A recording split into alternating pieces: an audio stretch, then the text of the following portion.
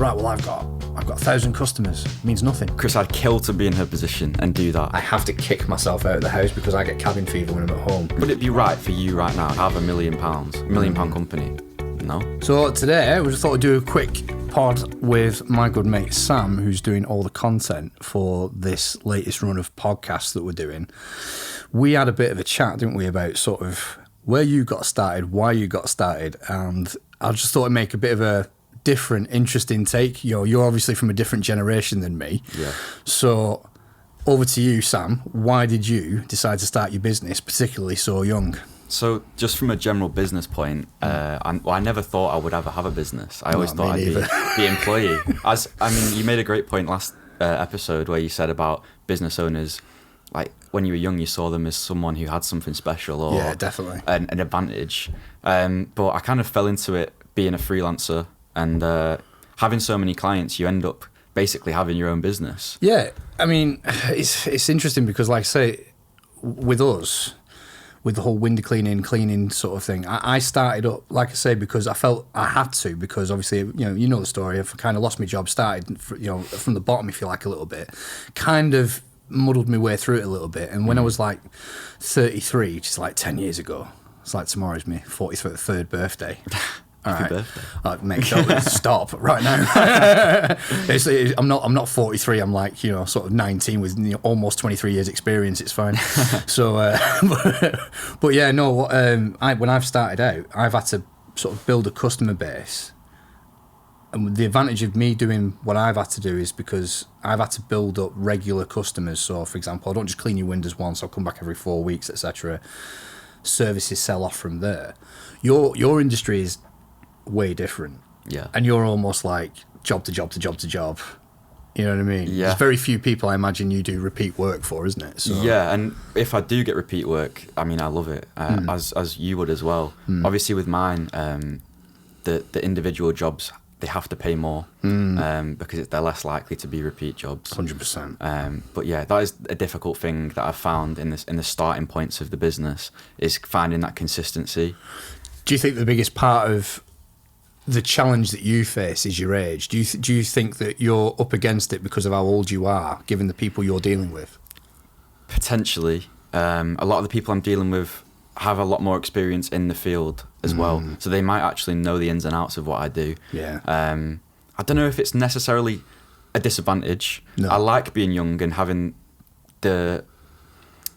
being seen as someone who's ambitious and has that that drive. And I don't want to age, because I also feel like in this business there's no fucking fun in that. Let me tell you. there's no fun in it. But also you don't get that thought of, oh, he's young and he's driven. You think he's 24 now, say he needs to be established. I think it's interesting because what you do, being like the videography, the social media side of it, is very much a young market. You don't, obviously at this point in time, we don't see a lot of people over the age of 40 doing that for a job. Yeah. So in that respect, it probably doesn't impact you. But for my industry, I found starting up at 33, people used to trust me a bit more because they were like, he's not a young pup, kind of half knows what he's doing, we'll give him a go. And obviously as I've then grown, I've got more confident and X, Y, and Z, and that my age has definitely helped me. But I do wonder if I started my business as young as you did, whether or not I would be as successful, less successful, retired even by this point. I honestly can't answer that. Yeah. But I just look at it and think, because a lot of people, particularly elderly people, will trust people closer to the 30s or 40s, probably will overlook people like you. Wrongly, I think. But there's no denying, I think there's a massive advantage for someone like me over someone like you for what I do. I think if you tried to approach someone to offer my kind of service in my kind of business, you would probably, because of your age, you might struggle a lot more because they might see you as, you might not be as experienced and so on.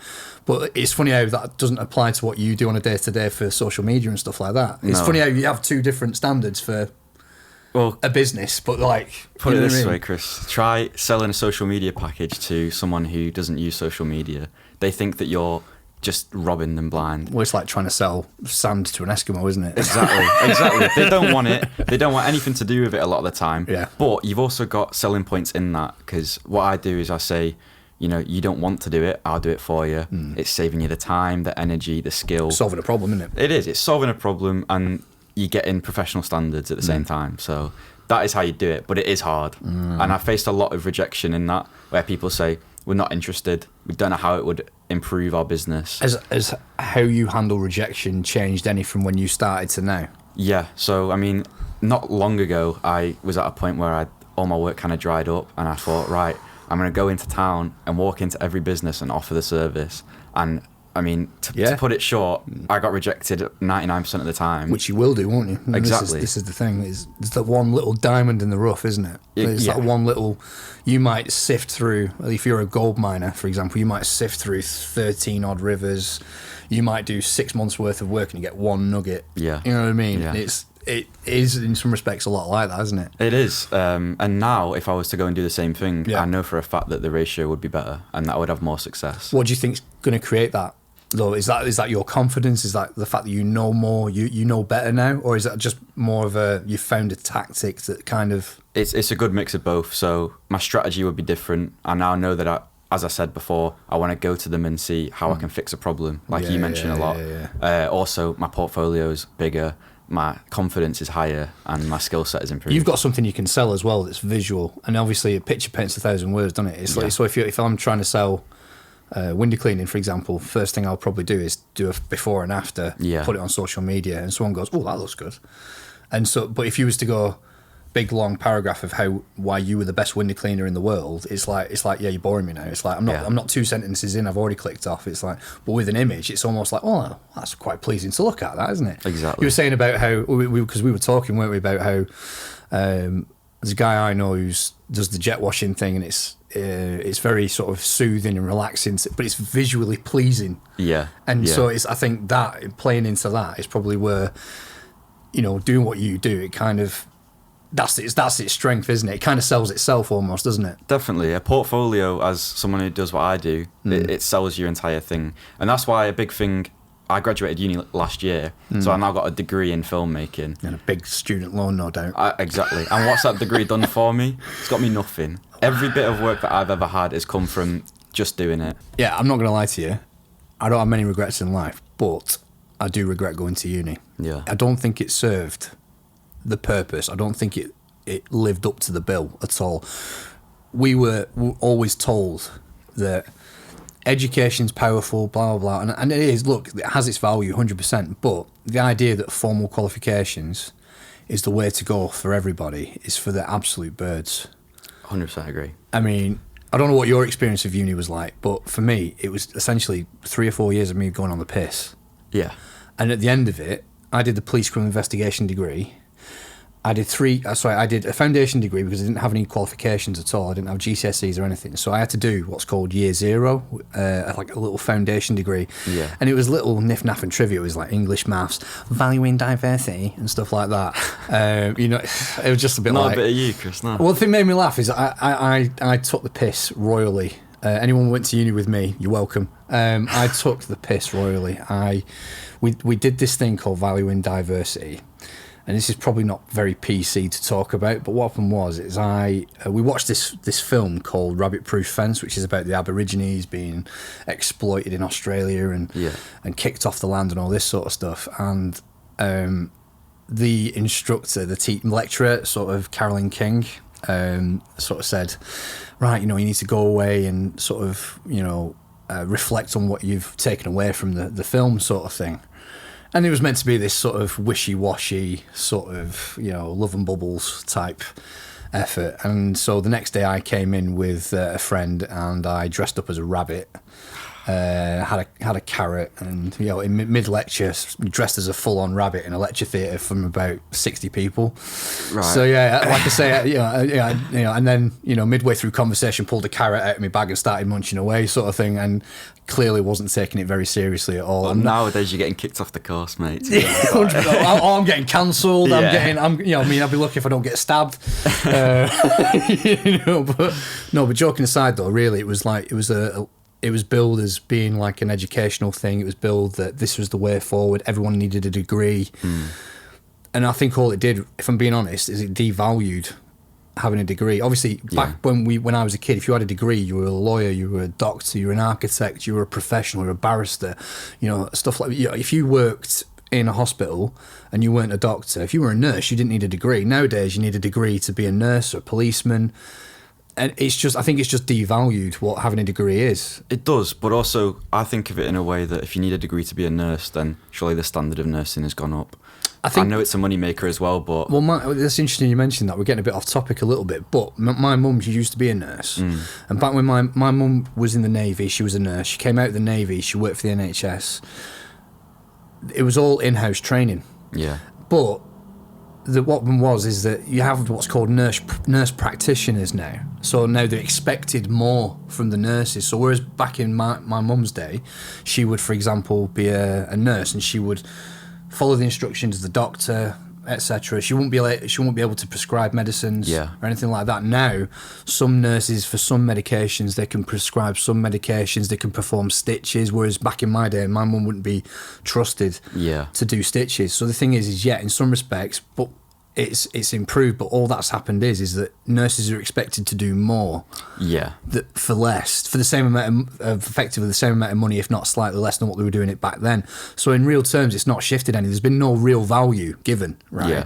And I've said to my daughters to this day, if either of my girls want to go to uni, 100%, no drama, you go to uni, but you pay for it, because I don't see the value in it unless they're going to be an architect, doctor, a barrister, that kind of thing.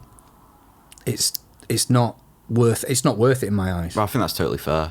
In my experience of uni, I'm always debating in my head, was my experience worth it? And then on one side, I think I've never got any work from my degree. I had more work, well, not more work, but I had opportunities before I graduated and after. On the other hand, I learnt the practical skills of doing it. I had 3 years of not having a full-time job, whatever, any responsibility. I got that opportunity to go out and get experience, and that has benefited me now. I only graduated a year ago, and now I'm established and I'm at a comfortable position. Cool. So was it worth it? Was it not? I don't know. I'd probably do it again though. Yeah, it was a good time if nothing else. Yeah, exactly. But I mean, I've like, obviously, you're for those that don't know, my daughter is doing an internship with Sam and Soul Rebel, what have you, and learning the trade of being a videographer, because that's her passion, that's what she wants to do, sort of thing. So but she's doing it as an intern for free. Do you think that Sophia is benefiting more by doing something for free now, with the reward coming later? Do you think there's a reward in that, or do you think that working for free is a mug's game in your view? Would you have done the same thing that Sophia is doing now? Chris, I'd kill to be in her position and do that. I would 100% work for free as a starter, because I was having this conversation with someone a few weeks ago. The times when I've worked free, if I don't put my all in it and come out with some good work that I'm proud of and I want to showcase it, then it wasn't worth it. If I went in and got paid 50 quid, that's all I'm bothered about. I can just turn up, do the bare minimum. So when you're young and you're trying to establish yourself, working for free makes you put in more effort, and you learn more, you take more from it. If you don't take lessons and experience, it's not worth doing. Yeah, that's fair enough. So I'd say, as a 15-year-old trying to get into the industry, she's doing everything right, and I'd pay £1 million to be in her position right now. She's 7 years younger than me. I only started professionally 4 years ago. That's crazy, but it's interesting because, like, with time and with hindsight's 2020. Yeah, I've always said that, if you could go back and change something, and you could sell a product where you could go back in time and change something, you know what I mean? Again, that guy. Oh my God, you'd be like, there was just so many things I would do differently. But what would you do differently now that you did when you started? Because obviously, we've talked a bit about patience, we've talked about resilience, and I think that your generation, no offence, your generation and my daughter's generation lack a degree of resilience and patience that my generation perhaps had to sort of pay the dues, do the necessary. You might not like it, but suck it up in the short term and you'll benefit in the long term. it's interesting that that's almost flipped on its head now, where people are now starting to think, actually, you know what, I might have to work for free for a little bit. I might have to learn those lessons, pay my dues, etc. You know what I mean? Do you think that's the case now, that people are starting to see that short-term gratification is not really the way to go in this? Yeah, when you're starting a business and stuff. You know? I think as well nowadays there's a bigger feeling of people don't want to be working for other people. Yeah. So they know that they're going to have to put the work in. Everyone's trying to escape the 9-to-5 job, the typical job, to work for themselves nowadays. It's full of it on social media, where it's like, you know, this whole passive income thing, and it's almost selling the dream. And that's everyone's goal right now. I have to be honest with you. I have to resist the urge to sort of use the term passive income, because it's rare as rocking horse shit. Yeah. Quite frankly, the idea that you can do something once and and get residual income on the back of it and make a substantial living, be a millionaire type thing, it's very attractive, very alluring, but it's not it's really the wrong word to describe it, isn't it? So passive income, people might say crypto, investment, whatever. There's nothing passive about it. 100%. You've got to literally keep on top of everything. And even like, for example, like me, I've got my employees, for example, like now we've seen them out the window going to work and stuff today. You know, fine. They are out doing work, etc. I'm doing certain other bits and pieces in the background. I'm creating a workflow for them. I'm finding more jobs. I'm finding, I'm chasing up invoices and payment. The idea that I send them out to work and sit on an island with tequila and just sort of doesn't happen. Sunset and rainbows, it's like. And I've got a question for you as well, being a business owner. Oh, here we go. And this one I've been thinking about recently is, go for it. Say you had the chance to retire and your business is flowing on its own, would you do it? Or would you'd be working, I assume? You would still have an interest in it. I'd have to do something. Exactly. I couldn't sit back and just see the money roll in. As daft as that sounds, when I was younger, when I was like sort of 22, 23, your age. Yeah. Well, back in my day. No, but jokes aside, when I was that kind of age, if you'd have asked me, would you have liked to, watch the money roll in? And my answer would have been completely different. Now I'm like, no, I love what I do. Exactly. But I think your answer would have been different, but realistically you wouldn't. I think right now, in my position, if I had all the money and the infinite money, you'd still do what you do. I'd still do it. 100%. Even for a lower price. Well, they always said, don't they, if you do what you enjoy, it's like never working a day in your life. Exactly. And that's a good attitude to have. I mean, for me, yes, I run a window cleaning business. Do I have a passion about cleaning windows? No, I don't. Well, I tell you what I do like forming relationships with people. I do like engaging with people. Yeah. There is a lady called Carol, who we've been cleaning the windows for the best part of 8 years now. She's elderly, and her family have moved away, and she's got family all over the world, but she very rarely sees them or speaks to them, etc. And I've cleaned the windows, and I treated her as any other customer, and we had we were polite, and we had a good working relationship, what have you. When I would do her windows, and I would tootle off, and then the pandemic happened, and about 40% of my business just went. So all the commercial stuff, cafes, restaurants, bars, cinemas, gyms, they all went. And obviously lockdown happened and all this jazz. And it became clear through social media, the media in general, that there were people who were struggling emotionally because they lacked engaging with human beings. Yeah. Now, we carried on working through COVID. It didn't, it affected our bottom line in the respect that we lost a lot of jobs, but we just carried on working because we worked outdoors. We could work one man to a van, social distancing and all that garbage. Yeah, you could do all that. But I noticed that elderly customers started reaching out because I'd already built a relationship with them. How are you doing, Mrs. Jones, and blah, blah, how are you doing, Mrs. Evans, blah, blah. Yeah. And we built a relationship with these people. And then I got a text message. I gave a text message to my customers, let them know I'm coming and stuff like that. And I don't know what made me do it, but I asked this lady, Carol, oh, everything okay? How are you doing and stuff like that? She says, can I be honest with you, Chris? I'm really struggling. And I was a bit like, oh, Christ, what do I do with that? Yeah. So obviously I rang her and I was like, everything okay and blah, blah. And we struck up a conversation. I was on the phone for half an hour. And then I said to her, so I'll tell you what, because she struggled to get about. And I said to her, well, I'll tell you what I'll do. You let me, I'm coming around to do your windows on Thursday. You let me know on Wednesday if you need any shopping. Yeah. And I'll pick it up from Tesco's for you, because she struggled to get about. Right. So I just picked a shop. She gave me a little shopping list, and I went and got her shopping, and she gave me I gave her the receipt, paid her back, and what she paid me back, and all that sort of jazz. No drama. But then we started sitting in the gardens. You know, when we were able to sort of we were able to sit in people's gardens and stuff like that. And so I started having chats. I started having a conversation with her. And it's funny now because my guys still clean her windows, but I go round to her house every 4 weeks on a Thursday, even though I don't clean her windows anymore. My guys clean her windows, but I go round for coffee and chat. So it's the same. We've been doing that every 4 weeks since lockdown for 4 years. And I don't have to do it, but I enjoy speaking with her. She's got a lot of life experience. She's a lovely lady. And the thing is, I'm probably her only point of contact the whole month. Yeah.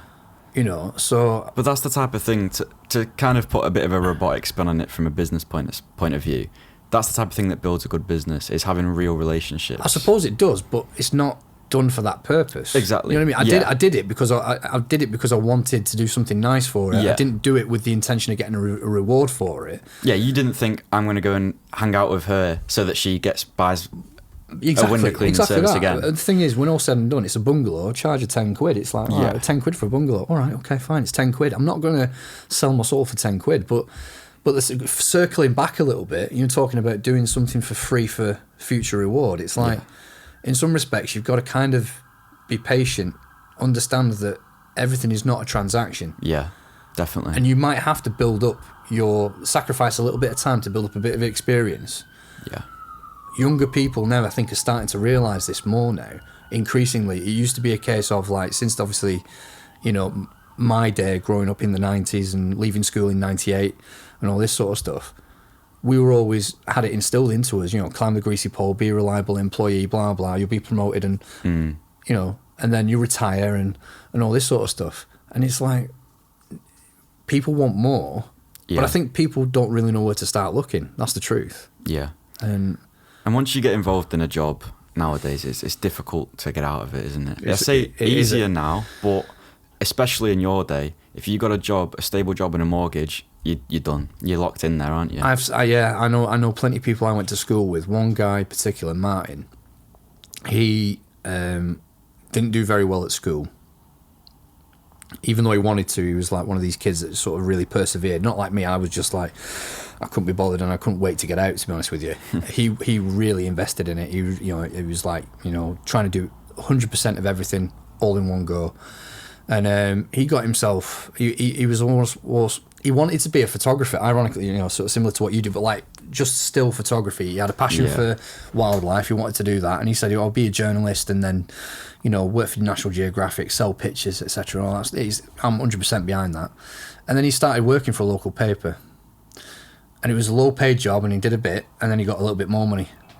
And he's like, oh, okay. And then he did a little bit more and he got a little bit more money. And he did a little bit more, and all of a sudden he's like assistant editor or something like that for this paper. And now all of a sudden he's like, I'm trapped now, because for him to do what he wants to do, he has to sacrifice what he's built, and he almost, part of him feels he's put too much, he's not wasted it, but he's invested too much time to get into where he is, to actually give it all up to go and start again. Yeah. And I think that, a lot of people now, especially the other side of the pandemic, are really evaluating how they spend their time at work now. Yeah. So they don't want to work from the office. They want to work from home. They want to have these benefits, etc. So there are people that would rather work a 30-hour week and earn a little bit less money and have a bit more time than work a 60-hour week and earn loads of money.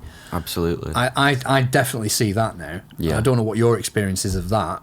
Certainly in your industry, I imagine the reward of it from working from home and stuff. Yeah, it's a big part.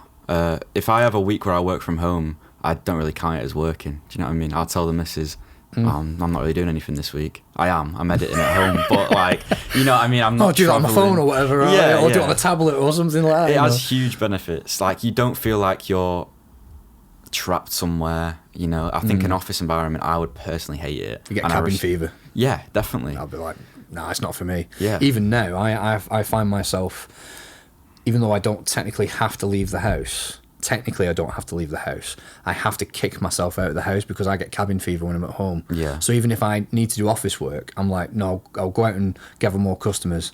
And my mum, does admin in my business, so she's the admin. She looks at payments and invoices and all that jazz. And she struggles sometimes to get a hold of me and say, listen, you need to come in and help me with this because there's certain things I can't answer. You need to come in and sort this out. And I don't like doing it, but I have it to do. Yeah. Even for that 1 hour, I'm like, I just don't fancy it at all. Like, if I could genuinely, if I could throw a little bit of money at someone and say, actually, you know what, take all of it off me, I genuinely would do. Yeah. But it's like anything else. Nothing's passive. You have to put in, and it's that for me is that's where I struggle. I can't sit in an office. I can't sit in one space. I don't mind engaging with people outside. I don't mind going out and having a conversation, but try and pin me down to have a one-on-one in an office for more than an hour. I'm like, nah, I'm done. Yeah, no, that's the business owner mindset, isn't it? For me personally, if I've got, say I had 5 structured clients that are using me every week, done, I would then be thinking, right, how can I get another one? And if I'm not looking for more work or expanding and growing the business, then I'm not happy. You're saying, we were talking about growing the business. It's very different how I would grow my business to how you would grow yours. Yeah. What do you want to do with your videography business going forward? Do you want to take more people on? Do you want to get bigger? Do you want to start an agency type thing? So this year is going to be a big year for my business, and the main thing that I've struggled with, and that tells me I need to do it, is to get someone else on board. Yeah. And you spoke about this in the last episode about trusting someone to do something.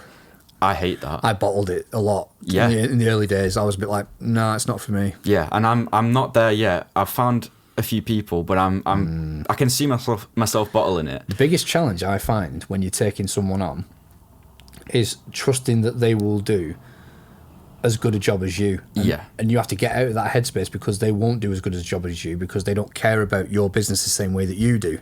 Chris, you're telling me this and it's not filling me with any confidence right now. No, but what it is it sounds daft, is that it's counterintuitive. You almost think, right, I tell you what, someone that comes into my business, I want them to be the best of the best. I want them to be all singing, all dancing. I want them to give 100%. They won't. Yeah. And the reason that they won't is because it's not their business. They don't care about it the same way that you do. And they never, no matter what figure you put on their salary, they never will. Yeah. Because as soon as another opportunity comes along, they'll be like, you know what?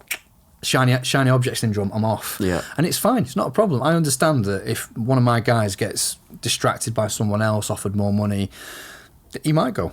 Yeah. But then he will not work the same way that he does for us. Will he work a 6-hour day? Probably not. Sometimes less is more. So he might, you can earn more money, but you could be tied to the van for 10 hours. If that's what you want, fill your boots out, kid. It's not. Yeah. But for me, I always say, if an employee can knock out 85, on a scale of effectiveness, if they can do 85%, and if I do 100%, and I train them to 100%, I can expect 85 back. Right. That's high. I still expect 85%, which is still good. Yeah. If you got 85 out of 100 on an exam, that's still good. Yeah. Really good. But it's not perfect. But if you want perfect, you'd be looking for a unicorn. They don't exist. Yeah. And no one's going to do it in the exact way you want them to do it. I think the biggest challenge for people starting out, taking on employees, they need to lower their expectations. Yeah. That's the truth of it. You're not going to find a unicorn. Stop looking.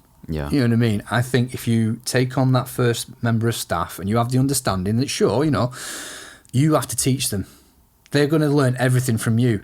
They'll learn the good habits, but they'll learn the bad habits as well. And here's the thing, it's easier to iron out a good habit than it is to knock out a bad habit. You know what I mean? So once you teach them to 100, teach them at 100%, accept around the 80 to 85%. And if something's not right, well, they have to go back and put it right. Yeah.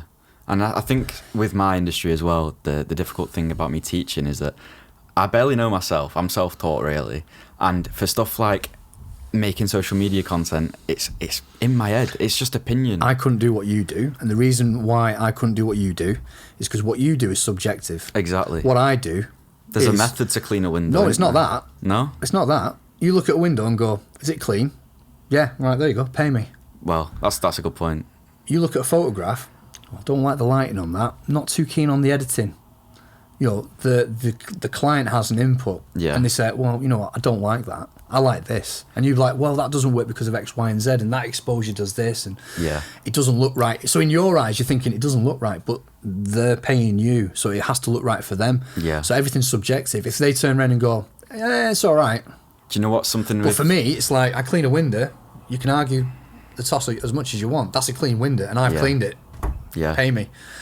Do you know what something with clients is that in my work is that they'll want to have an input themselves. They'll think if I give them a video back, it's very rare. It's amazing, but it's rare that no changes will be made. Yeah.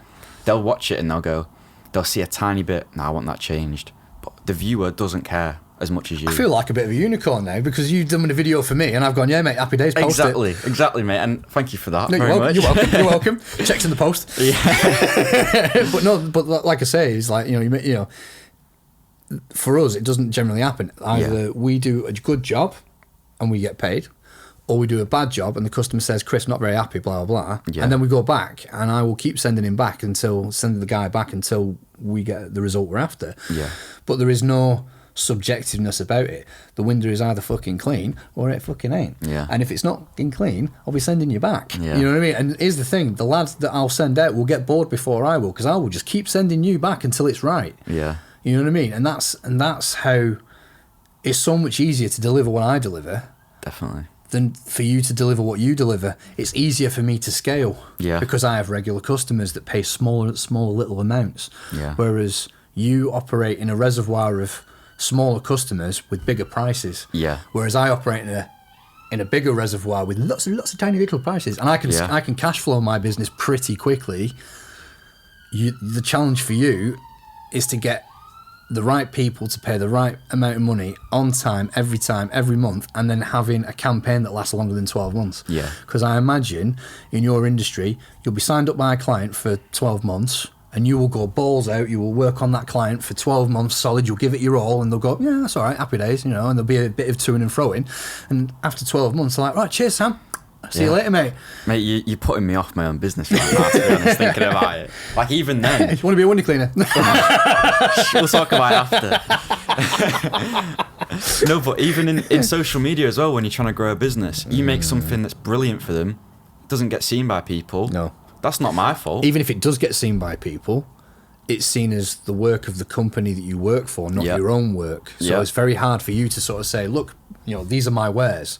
Yeah. You know what I mean? Whereas I can sort of say, right, well, this is a house at 123 Whalley, whatever, blah, blah. Thanks very much. Click, job done. That's a beautiful house. And do you know why it's beautiful? Because my guys have gone and cleaned it. Yeah. You know, and we put my logo on it, and Happy Days goes on our social media, and it might be their house, but it's our work. Yeah. Whereas for you, it's like, well, that's on their website, and that's their video, and that's their logo, and you are going to struggle to exhibit what you've done for them. Yeah, and to other people. Let me give you an example as well of this. The other week I did a street interview in Manchester. Right. Trying to sell an air freshener. I do content for an air freshening company. It got, I think it's on 500,000 views right now. Didn't sell anything. So that video did not sell. People clicked on the product, looked at it. Like, meh. 500,000 people saw it. Didn't sell. 500 people went, meh. Is that a success though? Is it a success or is it not? It depends what the brief is. Exactly. The brief is not to sell. Your brief is not to sell it. Your brief is to advertise it. Exactly. If the product is not worthy of someone buying it, that's not a you problem. That's a them problem. So the company, they're more than happy with it. It's getting views and, you know, the brand awareness out there. But it's not generating sales. No. Another company might say, that's a failure. We don't want to do it anymore. Depends. Again, it's the brief. It's not. Yeah. It's not what you're doing. It's what is it delivering. You can measure success on several metrics. Yeah. So it's like, all right. So I want a window cleaning business, and I might say, right, well, I've got 1,000 customers. It means nothing. It means nothing because having 1,000 customers doesn't pay your rent. Yeah. Having 1,000 customers that pay is what pays your rent. And customers that pay are customers that are happy. But it's very easy for me to sort of make a customer happy. I have to take it from point A dirty to point B clean. Yeah. Collect my winnings. Happy days. You know, but I can demonstrate. Well, it was dirty and now it's clean. Yeah. Whereas you might turn around and say, "Oh well, I got 500,000 views," but they might turn around to you and say, "I haven't sold a fucking thing though." Exactly. And it's like, well, hang on a minute. You wanted me to do a campaign to get X amount of views. That was your goal. You wanted X amount of views. Sales didn't come into it. Yeah, I mean, luckily, the client was fine with it and they saw the benefits of the views. But when you think about big billion-pound companies like, say, JD, for example, if they do a Christmas campaign one year and it gets, I don't know, like 1 billion views, X amount of revenue, and then the next year they do it again and it gets less, is it a success or is it a failure? But is that not defined at the beginning of the process? Do they not sort of sit down and say, this is our aim, this is our goal? Yeah. Do you dictate that conversation, or do they dictate it? Or I think they would dictate it for a company like that. Yeah. They would say, if we don't earn more than last year, whatever, improve on last year, then it's a complete failure and we wouldn't do it again. But they tell you what metric. Yeah. So, I want views. Well, you'll get views, you get call sales, but you'll get views. Yeah.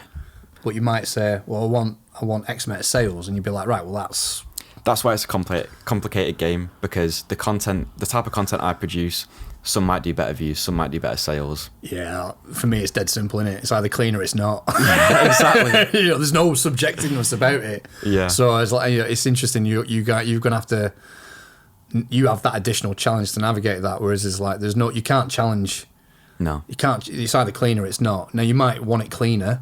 You might argue the quality, etc. But it's either clean or it's not. It's a lot less subjective than what you do. Yeah. It's all theoretical. It's all intellectual. It's not like tangible almost, is it? Unless there's some degree it's tangible, isn't it? But yeah, it depends on the client as well. If say I'm working for a smaller client and I get them a load of sales, they're going to be buzzing. But a big company, they've got targets, like you said, metrically defined. Yeah. So you got to keep up with it. Yeah, no, it's interesting. I think you've got to. It's a very different mindset. Yeah, there's almost the patience, the whole building steady rather than going, I want it now. Yeah, sort of thing. And I think, is there a temptation on your part? Do you think, not even now, to sort of? Do you find yourself having to rein yourself in and go, hang on, just slow it down, calm down, Spartacus, slow down? You know what I mean? Yeah. I'd say my mindset right now, though, which I get from my mum, she's told me to make hay while the sun shines, basically. Yeah. Whilst things are going well, what is the point in stopping? Yeah. Because, there might be another period where I struggle. So, like, when I just was finishing uni, I finished quite early, right? Yeah. I had a few months of all the work was handed in. No exams, see you in a bit. Exactly. I was quite lucky. I thought, right, let's start making some money with this degree that I've got. Nice. So I went to Upwork, which is like a freelancer website. Right. And a lot of the work on there is based in like the Middle East or like East Asia. Pennies on the pound sort of thing. Yeah, exactly. So I'm competing with those prices. But it's all I had at that point. So I was kind of working for like very bad wages, like maybe £3 an hour for stuff. That's crazy, that. But it's kind of what I had to do to build it up. I suppose, though, if you enjoy it, if it's something that's your passion, and you think, well, you know what, short-term sacrifice. Yeah. You've got to pay your dues, if you like, and just build over time. Definitely. It's like maybe you didn't charge the same prices at the start that you did now. It's just like that. Well, there's that joke, isn't there, we've said about this house here, and you put that down, and this little effort here, sort of thing. And it puts that down, and I jokingly said, £8 a house. And it's like, well, because that's what most people will do just to get work in. They'll just charge pennies. They'll say, £8 a house, it's fine. Yeah. And they'll sell themselves short to get volume, and they think, oh, well, if I get more, then it's better. And it's like, they don't see what it's worth, what it takes to. They don't sort of look at that and go, well, actually, that job's worth £20. Why would I do a £20 job for £8? Yeah. So it's interesting because you had issues over like things like when you looked at things for your jobs and stuff like that when you're an employee. Yeah. Your generation now, would you look at pay as a big indicator of whether or not you wanted to go for it, or would you think, actually, I'm passionate about that, I don't mind taking a pay cut? Or how would you look at that? Would you say your generation look at that versus muggins here? Well, personally, when I was an employee, I would never take a pay cut, even for passion reasons. If I thought I'd enjoy a job more, I'd never take a pay cut. Yeah. Finance has always been my priority. So, like, when I was looking for jobs, this time last year I was working at JD in the stock room. I was applying for jobs. If I saw a job, social media manager, 70 grand a year, say, which is way out of the pay range that I was qualified to do. Yeah. Never done it before. Yeah. I'd still apply for it and think, you never know. See, that's way different from me. And again, I don't know if it's me personally or if it's my generation, but the way I've looked at things in the past when I was an employee, there are jobs I've looked at how much they pay and gone, I can't do that. Yeah. The demand is too, you can't go, because in my head it was almost like you can't go from earning 20 grand a year to 70 grand a year. Well, you wouldn't apply for it. You'd be like, well, I'm underqualified. Just purely on the amount of money that's on the table. Yeah. You would just be like, no. Well, it's like setting that own limit for yourself, isn't it? Yeah, but it's. We had a conversation. We were talking about this a while ago. They were saying about the flea in a jam jar, and it's like you put the lid on the jam jar. There's fleas in there. It's like no dramas, jumping around, happy days. And they go, okay, right, well, can't get out because they're sealed in. But then you take the lid off, and they're almost like, actually, well, they still won't get out the jar because they're so used to that sealing. Yeah. I think a lot of people are like that because they'll put an obstacle in their way and they say, well, that's out of reach. I can't do that. Yeah. I can't get there. I know. I hate that thought though, and it's nothing I've. It's almost a self-imposed prison, isn't it? It is. But I see why people do it though, because it takes confidence to grow. And like we were saying before about employees and that expansion, it's scary and it's difficult to do. So I'm not surprised that people go, we've got to this level, we've come so far, we're doing well. Let's just stay here for a bit and be complacency. Yeah, exactly. Yeah. But that's what I don't want to do. I think about that. I've done that because I got to a point where I had 2 employees, and then for about a week I was like, well, I've worked hard to get here, and it's like, right, I'm gonna take it a little easier. And it lasted a week because I got to the point where it's like, I feel I'm getting complacent and things are starting to go down a hill a little bit because you weren't doing the small things that were pushing you forward, and now it's like, why stop there? Yeah, definitely. I'm not saying I want to be a multimillionaire. That's not what I'm saying. But what I'm saying is that, you get to a point where is the next end point or the next waypoint achievable? Yeah, fine. Right, we'll go there then. And you get to that waypoint, you think, well, actually, am I happy here? Am I not? And it's very difficult to sort of go, let's push on. Yeah. Let's go a little further, a little harder, because the next challenge it's not, because it's an uphill challenge, but that hill never ends. It's like you never get to that top of the hill. But you're always going to be in a position that suits you. I was talking to one of my friends who's quite a well-known influencer, and we were talking about growth and stuff, and he said, would it be right for you right now, he's talking to me, to have £1 million company? No. Why would I? I don't have the clients. I don't have the experience. I'm not entirely sure I'd want the stress. No, it wouldn't be right for me, would it? No. It doesn't fit my scenario. So I am in my perfect place right now, where I'm growing and I deserve everything that I get. Doesn't mean you can't get more. No, but I'm not going to wake up tomorrow and someone's going to go, here's £1 million for a video. If only. I have to work for it. Yeah. And talking about complacency before, a big experience of that in my life was not long ago when a bit of my work had sort of dried up. Like I wasn't getting much. And, I was like £2,000 in, not debt, but in my overdraft. So safety net. Oh, there's no money. Not good. And I was on holiday in Greece as well with that debt. So it wasn't a good position to be in. You're only going, there's only one way from here. Yeah.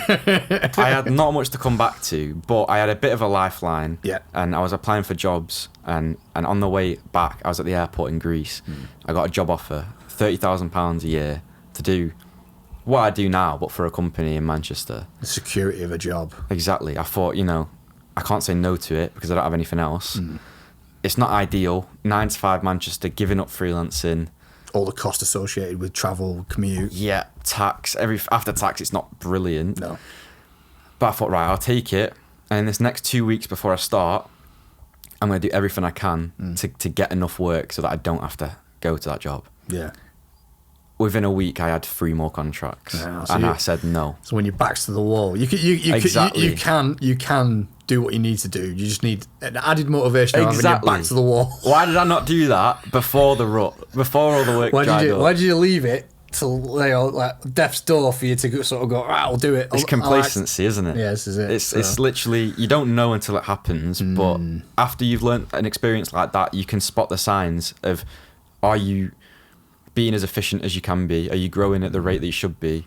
And you can see more potential in stuff. I think a lot of people, like you were talking about that self-imposed ceiling. Yeah. You go, right, well, that glass ceiling, and it's like, right, well, I'll get to there and I'll stop, or I'll get to there and then overvalue it.